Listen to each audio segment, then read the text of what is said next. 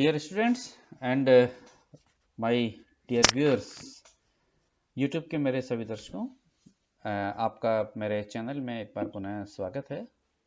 Aromatic hydrocarbons के बारे में हम इन वीडियो लेक्चर्स में जानकारी प्राप्त कर रहे हैं और इससे पहले हम एरोमेटिक हाइड्रोकार्बन से रिलेटेड 2 YouTube लेक्चर प्रसारित इसमें किए जा चुके हैं। उन लेक्चर्स में हमने mono substituted aromatic hydrocarbons, di substituted aromatic hydrocarbons और पॉली सब्स्टिट्यूटेड एरोमेटिक हाइड्रोकार्बन्स की स्ट्रक्चर्स के बारे में और उनके नोमेनक्लेचर्स के बारे में जानकारी प्राप्त करी थी, जिनको कि आप यहाँ इन्फॉर्मेशन टैब में दिए हुए लिंक पर जाकर के आप उन्हें देख सकते हैं। इस वीडियो लेक्चर के अंदर हम बात करने जा रहे हैं एरिल ग्रुप्स के बारे में। एरिल ग्रुप्स क्या होते हैं डियर स्टूडेंट? जैसा कि आप सभी जानते हो कि हमारी जो कॉमन एल्केन्स होती है, जैसे कि मैथेन की बात करें तो मैथेन यानी कि CH4, तो उसमें से यदि एक हाइड्रोजन परमाणु को निकाल दिया जाए तो क्या प्राप्त होता है? CH3 with free valency. तो वो CH3 को हम क्या कहते हैं? मिथाइल ग्रुप कहते हैं। तो इस प्रकार से यदि एरोमेटिक हाइड्रोकार्बन्स में से भी जो उनके कार्बन है उन पे उपस्थित हाइड्रोजन को यदि निकाल दिया जाए, एक हाइड्रोजन को, तो हमें क्या प्राप्त होता है? एरिल ग्रुप्स प्राप्त होते हैं। तो हम उन्हीं एरिल ग्रुप्स के बारे में यहाँ पर उनके स्ट्रक्चर्स के बारे में हम यहाँ पे जानकारी प्राप्त करेंगे, क्योंकि एरिल ग्रुप्स भी अपने आप में एरोमेटिक हाइड्रोकार्बन्स के स्ट्रक्चर में बहुत महत्वपूर्ण अपना स्थान रखते हैं। क्यों? क्योंकि इन्हीं एरिल स्ट्रक्चर्स को ही देखते हुए हमारे जो ऑर्गेनिक के एरोमेटिक कंपाउंड्स हैं उनका वास्तव में उनकी संरचना का निर्माण होता है। So by the removal of one hydrogen atom from aromatic hydrocarbons, यानी कि एरोमेटिक हाइड्रोकार्बन्स में से यदि एक हाइड्रोजन एटम का निष्कासन हो जाए तो एराइल ग्रुप्स बनते हैं। तो carbon with free valency is given number 1। तो ऐसा कार्बन जिसपे से कि वो हाइड्रोजन निकला है तो वहां पर फ्री वैलेंसी क्रिएट हो गई, तो उस कार्बन को क्या देते हैं? हम यहाँ पर 1 नंबर देते हैं। अब हम यहाँ पर अलग अलग एरोमेटिक हाइड्रोकार्बन्स लेंगे और उनसे प्राप्त होने वाले जो एरिल ग्रुप्स हैं उनको हम यहाँ पर देखेंगे। तो सबसे पहले हम ले रहे हैं यहाँ पर बेंजीन।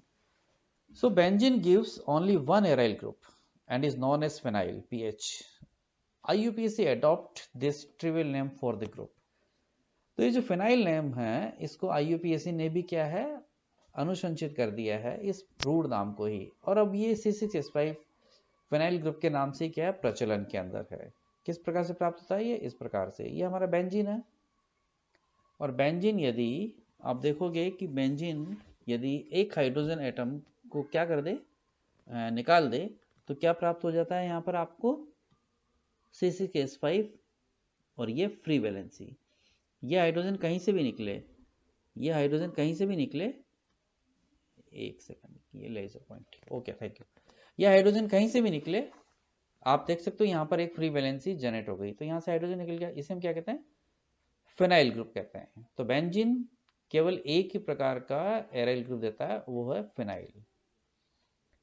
इसी प्रकार से टोलुइन है यदि, तो बेंजीन के ऊपर CH3 यदि लगा हुआ तो वो क्या होता है? टोलुइन। तो टोलुइन जो है वो 4 प्रकार के एरिल ग्रुप देगा। कैसे? एक एक करके हम देखते चलते हैं। जैसे ये है बेंजीन के ऊपर मिथाइल है, तो मिथाइल जो है हमारा वो क्या कर रहा है? यहाँ पर जो CH3 है उसमें से यदि एक हाइड्रोजन हट गया तो ये क्या बना हमारा? बेंजीन और CH2 के साथ फ्री वैलेंसी। तो इसे क्या नाम दिया है यहाँ पर? बेंजिल, यानी कि C6H5 CH2 फ्री वैलेंसी, ये ग्रुप क्या कहलाता है? बेंजिल। अब इसको याद करने का एक आसान तरीका मैं बताऊं यहाँ पर। जैसे आप अभी यहाँ पर इससे बनते हुए कोई ऑर्गेनिक कंपाउंड का यदि हम नाम देवें तो बेंजिल एल्कोहल, यदि एक नाम दे बोले हम, जो कि एक इंपॉर्टेंट कंपाउंड है, बेंजिल एल्कोहल, तो आप अपने आप समझ सकते हो C6H5 CH2 एक ही फ्री वैलेंसी, यदि यहाँ पर OH लग जाएगा तो ये बेंजिल एल्कोहल हो गया। तो इस प्रकार से इसे हम आसानी से नाम को यहाँ पर समझ सकते हैं। तो ये क्या कहलाता है? Group benzyl. अब ये तो था इस टोलुइन की मिथाइल में से यदि हाइड्रोजन रिमूव होता है तो क्या बनता है, लेकिन यदि ये जो न्यूक्लियर कार्बन है यहां से यदि हाइड्रोजन निकले तब क्या क्या ग्रुप बनेंगे? यदि यहां से निकलता है तो क्या होगा? अब आपको हमने पहले बताया था कि जो फ्री वैलेंसी वाला कार्बन होता है इस कार्बन को नंबर 1 देते हैं, तो ये नंबर 2 है, तो ये क्या हो गया 2 टॉलिल। इसे हम क्या कहेंगे 2 टॉलिल। और चूंकि ये ऑर्थो पर है तो इसलिए हम ऑर्थो टॉलिल भी इसे हम कह सकते हैं।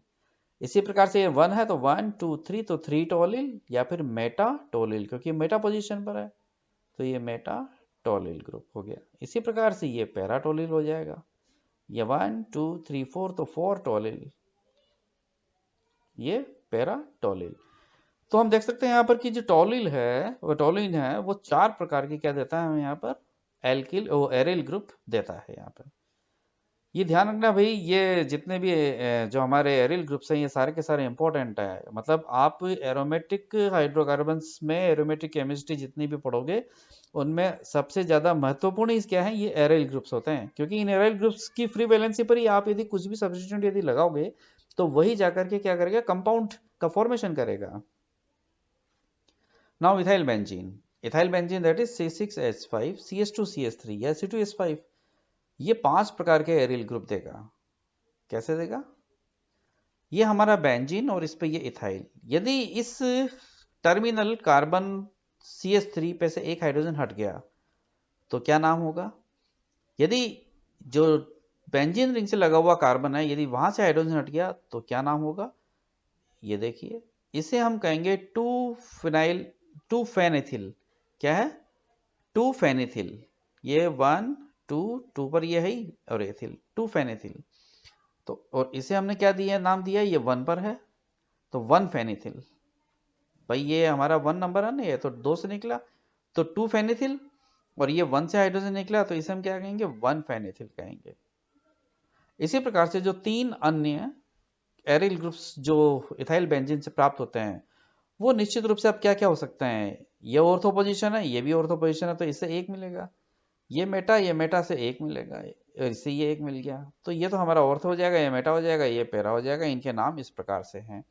चूंकि ये नंबर 1 वाला कार्बन तो नंबर 2 पर यही तो 2 इथाइल फिनाइल, क्योंकि हमें पता है C6H5 फिनाइल होता है ना, तो 2 इथाइल फिनाइल। ये 1 है तो 3 इथाइल फिनाइल, और ये नंबर 4 हो जाएगा तो ये 4 इथाइल फिनाइल कहलाएगा। ये क्या कहलाएगा 4 इथाइल फिनाइल कहलाएगा। तो इथाइल बेंजीन हमें ये इस प्रकार से 5 क्या है देता है रेडिकल, यानी कि 5 एरिल ग्रुप देता है। अब इंपॉर्टेंट क्या है कि bye the removal of nuclear hydrogen atom, यानी कि नाभिकीय हाइड्रोजन, यानी कि बेंजीन रिंग से जो लगे हुए कार्बन है उन पे जो हाइड्रोजन है यदि उन्हें हटाएं तो क्या होगा, तो ऑर्थोजाइलिन है वो तो देगा 2, मेटाजाइलिन है वो देगा 3, और पैरा जो जाइलिन है वो देगा क्या 1 एराइल ग्रुप। कैसे? ये देखिए इस प्रकार से, ये ऑर्थोजाइलिन होता है हमारा। अब आप यहां से हाइड्रोजन हटाओ या यहां से हटाओ सेम है, यहां से हटाओ या यहां से हटाओ सेम है, तो इसलिए ऑर्थोजाइलिन तो क्या देगा हमें 2, ये और ये। अब चूंकि ये नंबर 1 है तो 2 और 3 ये है तो 2 3 जाइलिल कहलाएगा। नंबर 1 ये है तो इधर से नजदीक में ये नहीं मिलेगा तो ये 3 4 जाइलिल कहलाएगा। तो ये 2 3 जाइलिल और ये 3 4 जाइलिल। मैं फिर कह रहा हूं यहां पर कि नाम को रटने की जगह उसे समझने की कोशिश करें कि ये हमारा क्या होता है ऑर्थोजाइलिन, ऑर्थोजाइलिन। अब इसके इस कार्बन से यदि हाइड्रोजन हट गया तो इसको नंबर 1 देना है तो ये नंबर 1 हो गया। अब 1 यदि इसी दिया है तो नंबर 2 और 3 पर क्या है जाइलिन है तो 2 3 जाइलिल। इसी प्रकार से यहां पर 1 पर यदि ये है फ्री वैलेंसी तो 3 4 जाइलिल। अब यदि हम मेटा की बात करें तो मेटा हमें 3 रेडिकल देगा या 3 ग्रुप देगा एरिल ग्रुप, तो ये हमारा मेटा है। तो मेटा में आप देख सकते हो कि एक तो यहां से फ्री वैलेंसी होगी, एक यहां से और एक यहां से और एक यहां से। तो यदि यहां से निकला तो नंबर 1 इसे मिला तो ये 2, तो इधर आप बढ़ोगे तो नंबर 6 पर ये तो 2 6 जाइलिल। और यहां से हो या यहां से हो दोनों सेम है, तो यदि हमने यहां वाले को नंबर 1 दे दिया तो आप नंबर 2 इधर ही बढ़ेंगे तो 2 3 4 तो 2 4 जाइलिल। अब एक बिल्कुल यहां पर मिलेगा हमें तो 1 इसे देंगे तो ये 3 और ये 5 पर आएगा तो 3 5 जाइलिल। तो मेटा से हमें क्या 3 एरिल ग्रुप्स क्या मिले। इसी प्रकार से यदि आपके पास में पैरा जाइलिल है तो चारों पोजीशन अब सेम है, तो कहीं से भी एक हाइड्रोजन निकला तो आपको एक ही ग्रुप मिलेगा और नंबरिंग यहां से होगी यदि तो नंबर 2 इसे ही मिलना है तो इसे नंबर 5 मिलेगा तो 2 5 जाइलिल। तो ये क्या कहलाएगा, 2,5 जाइलिल हो जाएगा। नाउ यदि मैसिटिलीन के न्यूक्लियर कार्बन से हाइड्रोजन का रिमूवल हो तो वो क्या देगा, तो वो हमें क्या है, एक ही प्रकार का एरिल ग्रुप देगा मैसिटिलीन से, क्योंकि मैसिटिलीन क्या होती है, 1,3,5 ट्राई मिथाइल बेंजीन होती है। तो वहां से यदि निकला तो आप देख सकते हो यहाँ पर ये मैसिटिल ग्रुप कहलाता है। ये यहां से निकलो चाहे यहां से निकलो चाहे यहां से निकलो, एक ही प्रकार का ग्रुप मिलेगा। क्या कहलाता है, ये मैसिटिल ग्रुप कहलाता है। इसी प्रकार से क्यूमीन का यदि हम देखें, न्यूक्लियर कार्बन से हाइड्रोजन यदि निकले तो वहां पर हमें 3 एराइल ग्रुप प्राप्त होंगे। तो ये क्यूमीन होती है हमारी, ये क्यूमीन, यानी कि आइसोप्रोपिल बेंजीन जो होती है वो क्यूमीन कहलाती है। क्या है, आइसोप्रोपिल बेंजीन इज क्यूमीन। तो उसके यदि ऑर्थो पोजीशन से यदि हाइड्रोजन निकले, ये वाला हाइड्रोजन निकला है, यहाँ वाले से नहीं, ध्यान रखना, यहाँ वाला हाइड्रोजन ये निकला है, तो ये ऑर्थो क्यूमिनिल, ये मेटा क्यूमिनिल, तो ये पैरा क्यूमिनिल। ये भी इंपॉर्टेंट है ग्रुप्स अपने आप में, aryl groups. Now styrene, styrene क्या होती है, दैट इज एल्किनाइल बेंजीन यानी कि vinyl benzene, gives styryl group by the removal of hydrogen atom from side chain carbon.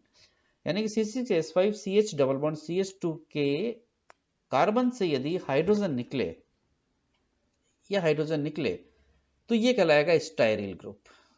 क्या कहलाएगा, स्टाइरिल ग्रुप।